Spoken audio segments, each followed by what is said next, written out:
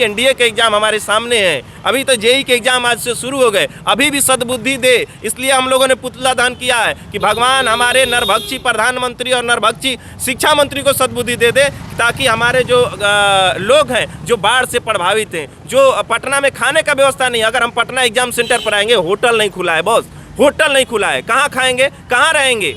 बिहार में विधानसभा चुनाव है, ऐसे में हर पार्टियां युवाओं को लुभाने में लगी और हर बार की तरह इस बार जो मुद्दा बन चुका है वो है युवाओं का रोजगार। लेकिन अगर बिहार की स्थिति की बात करिए तो छात्रों का जो प्रदर्शन है वो लगातार जारी है। हर मुद्दे पे एक दिन प्रदर्शन होता ही होता है पटना में।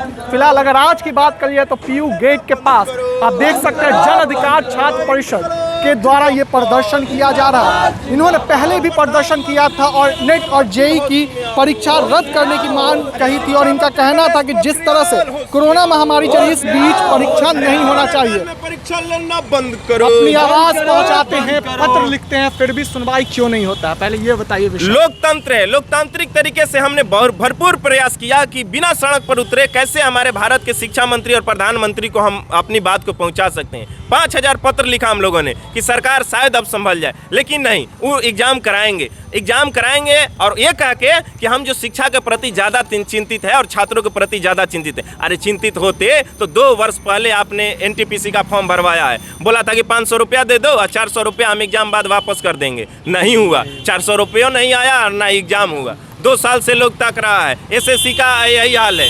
आप छात्र के प्रति चिंतित नहीं है, आप जबरदस्ती समाज में एक नया टॉपिक, अपने विरोध के जो आवाज होते हैं उसको खत्म करने के लिए नया टॉपिक आप बुनते रहते हैं। इस काल में जब एक दिन में 80,000 आंकड़े आ रहे हैं कोरोना के, तो क्यों एग्जाम हो रहे हैं? उस वक्त जब लॉकडाउन लगा था देश में, एक दिन में 80 आंकड़े आते थे, करा लेते आप नीट के एग्जाम और जेई के एग्जाम और एनडीए के एग्जाम और नेट का एग्जाम। उस वक्त हमें कोई दिक्कत नहीं थी। आज जब इतनी संख्या बढ़ गई, 4 महीने आप लोगों को घर में रखे, आपने ही खुद कहा कि घर से बाहर मत निकलो, कोरोना है, संक्रमण हो जाएगा, और आज खुद ही अफरा तफरी के माहौल में ले जाकर एग्जामिनेशन सेंटर अभी की मांग क्या है? अभी की मांग ये है कि परीक्षा किसी भी कीमत पर नहीं। अभी एनडीए के एग्जाम हमारे सामने है, अभी तो जेई के एग्जाम आज से शुरू हो गए, अभी भी सद्बुद्धि दे।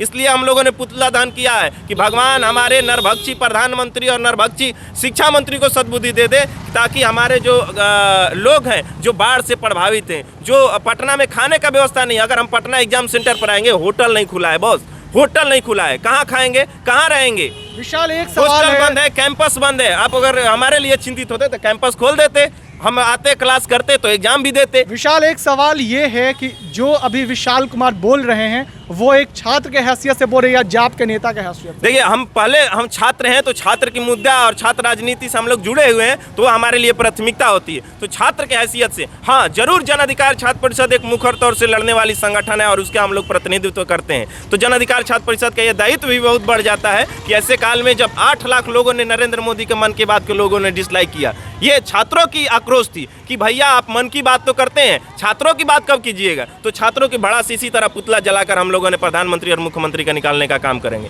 इसलिए हम चाहते हैं कि जो छात्रों की आवाज़ हो उसकी भी कद्र हो। आपने देखा कि किस तरह से हम लोगों ने ट्विटर का लगातार ट्रेंड चला, नीट के एग्जाम को एक्सटेंड किया जाए, हमें एग्जामिनेशन से कोई दिक्कत नहीं है, बस इस वक्त में एग्जाम ना हो, वैक्सीन आ जाए। कोरोना का वैक्सीन खुद प्रधानमंत्री कह रहे हैं 1 महीना में आ जाएगा। अगर आ जाता है तो हम एग्जाम, ये कोचिंग माफिया से पैसा लेकर जबरदस्ती उनको प्रॉफिट पहुंचाने के लिए एग्जाम कराना क्या जरूरी है?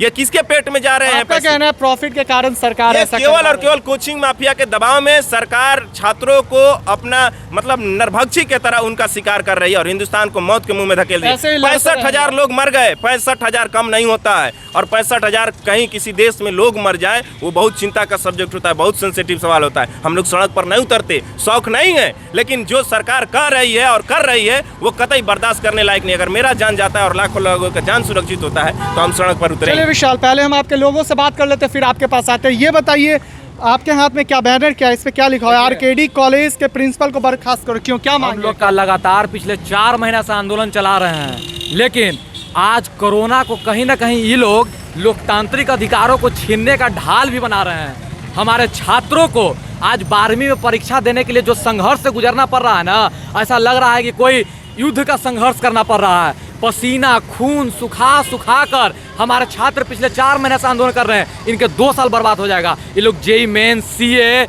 नीट का तैयारी कर रहे थे, लेकिन इनकी 12वीं का परीक्षा अभी भी अधर में लटका है, जिसके कारण इनके सपने बिखर रहे हैं। और जानते हैं क्या हुआ है? अभी के तारीख में सुनवाई होना बंद हो चुका है।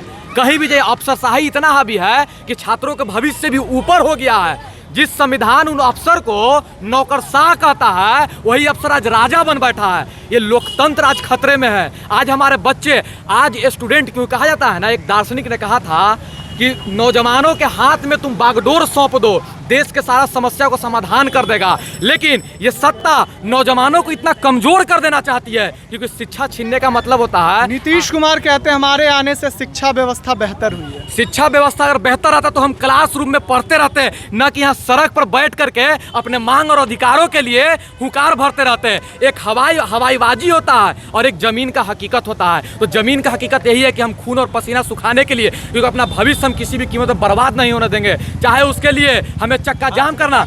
और हम और देखिए यहाँ पे सारा पत्र, और इस लड़ाई में हमारे विशाल जी भी अब समर्थन करने का पूरा वादा किए हैं और कर भी रहे हैं। इन सब चीजों को हम लोग लगातार देखिए, छात्रों का आवाज जाप है।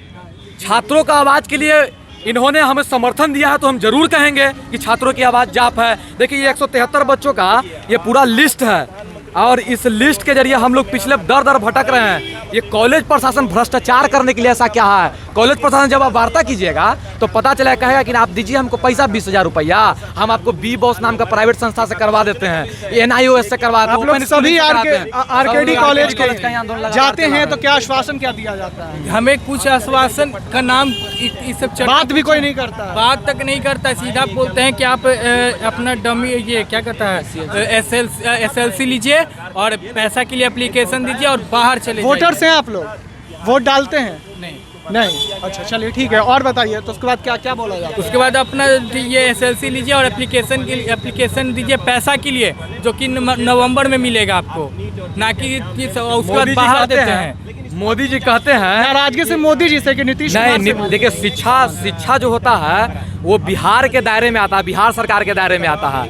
लेकिन एक साझा सरकार बन रहा है, एक जनप्रतिनिधि हर क्षेत्र में जहाँ से बच्चे आते हैं वहाँ का क्योंकि साझा सरकार चल रही है, और साझा सरकार के कहीं ना कहीं एक मुखिया मोदी जी भी हैं। तो मोदी जी कहते हैं देश को विश्व गुरु बनाएंगे। तो क्या बिना छात्र रहित, छात्रों के सपना पूरे किए बिना क्या हमारा देश विश्व गुरु बन सकता है? तो कौन सा ख्याली पकाओ पका रहे हैं नीतीश कुमार और मोदी जी? किसको बेवकूफ बना रहे हैं?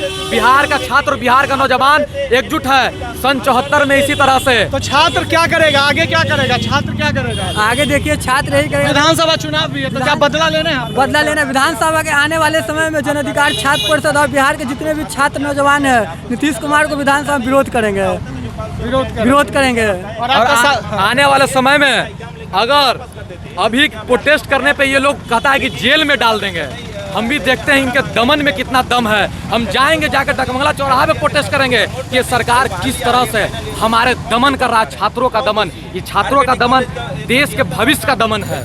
इन सब सवालों को लेकर हम लगातार छात्रों में काफी आक्रोश है। एक बार हम लोग ने BACV गेट के पास हमने धरना प्रदर्शन किया था, तो वहाँ के गार्ड ने हमें गाड़ी चढ़ाने का धमकी और गालियाँ भी दिए थे साथ में। चलिए, ये लोग अपनी मांगों को लेकर जब सरकार के पास, तमाम अधिकारी के पास जाते तो इन लोगों की मांगों को सुना नहीं जाता। एक सवाल विशाल मेरा है, आपने दरोगा परीक्षार्थियों के लिए भी आवाज़ उठाई, तमाम मुद्दों को लेकर उठते हैं, कोई भी क्यों नहीं सुनता है? ये बताइए सर। लोकतंत्र है, हम मुखर आवाज बनने की कोशिश कर रहे हैं, लेकिन क्या हो रहा है कि लोकतांत्रिक तरीके में छात्र राजनीति को खत्म करने की पूरी कोशिश हो रही है। पटना यूनिवर्सिटी के अध्यक्ष मनीष कुमार हमारा जेल में है, आज 100 दिन से अधिक हो गया, 125 दिन से। कोई सोचने वाला नहीं है। छात्रों को जानबूझकर टॉर्चर कर और छात्र राजनीति को कमजोर करने की कोशिश की गई, ताकि सड़कों से जो बुलंद आवाज सरकार को हिलाने वाली थी उसको कमजोर कर दिया जाए, खत्म कर दिया जाए। आखिरी सवाल है, क्या करेंगे आगे? क्या करेंगे हम करो या मरो की लड़ाई लड़ेंगे। हम इस हालात में हिंदुस्तान को पहुंचा दिए हैं कि हम टीवी पर बैठकर गोल गोल बात बतिया लेते हैं और लोग हमारी बात को मान लेते हैं। लेकिन हम हिंदुस्तान को जब तक शिक्षित नहीं बनाएंगे, आप कैंपसों में जब तक विचारों को नहीं पलने देंगे, क्लासेस को नहीं चलने देंगे, आप जबरदस्ती, लड़का भी यही चाहता है कि बिना एग्जाम दिए जो है कि हमको डिग्री मिल जाए, और आप कैंपस को भी इसी तरह बना रहे हैं, तो विचार नहीं बनेंगे तो समाज बेहतर नहीं बनेंगे, और हिंदुस्तान के लिए बहुत शोचनीय स्थिति है ये। चलिए, बहुत ही दयनीय स्थिति बता रहे जन अधिकार छात्र परिषद के जो भी युवा, इनका साफ कहना है कि जब तक हमारी मांगे पूरी नहीं होती हम ऐसे ही प्रदर्शन करते रहेंगे, और हालात जब यहाँ तक आ जाए कि हम सीएम हाउस का भी घेराव करने को तैयार हैं। ऐसे ही तमाम अपडेट्स आपको एचएस बिहार देते रहेगा। अभी के लिए फिलहाल इतना ही, नमस्कार।